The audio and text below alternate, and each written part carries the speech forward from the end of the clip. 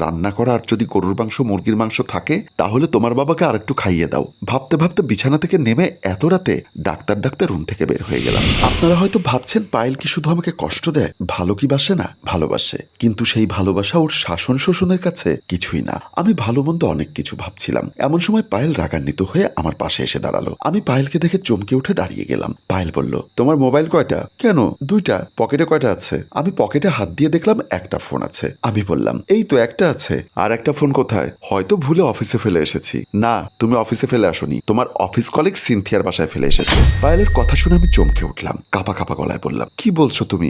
আমি কখন সিনথিয়ার বাসায় গেলাম? তুমি যদি সিনথিয়ার বাসায় না গিয়ে থাকো তাহলে একটু আগে আমি তোমার ওই মোবাইল নাম্বারে কল দিয়েছিলাম, তোমাকে নাস্তা খেতে ডাকতে চেয়েছিলাম। কলটা সিনথিয়া রিসিভ করলো কেন? আমি পায়েলকে কি বোঝাবো আমি নিজেই তো বুঝতে পারছি না।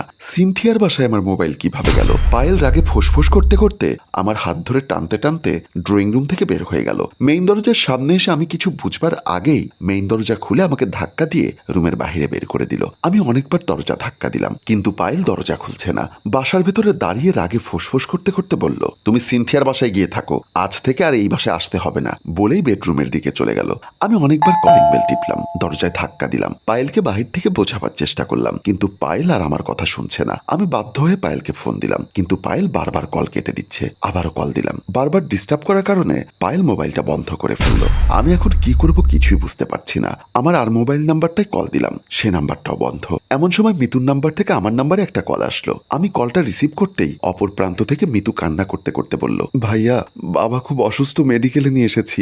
আপুকে অনেকবার ফোন দিলাম, কিন্তু আপুর মোবাইল বন্ধ। তুমি তাড়াতাড়ি একটু মেডিকেলে আসবে? ঠিক আছে, আমি আসছি, তুমি কান্না করো না, বলেই কলটা কেটে দিয়ে আবার কলিং বেল বাজাতে লাগলাম, দরজা ধাক্কা দিতে লাগলাম, কিন্তু পায়েলের কোনো সারা শব্দ নেই। একদিকে ওর বাবা অসুস্থ, মোবাইলটা বন্ধ রেখেছে, এখন কি করব কিছুই মাথায় ধরছে না।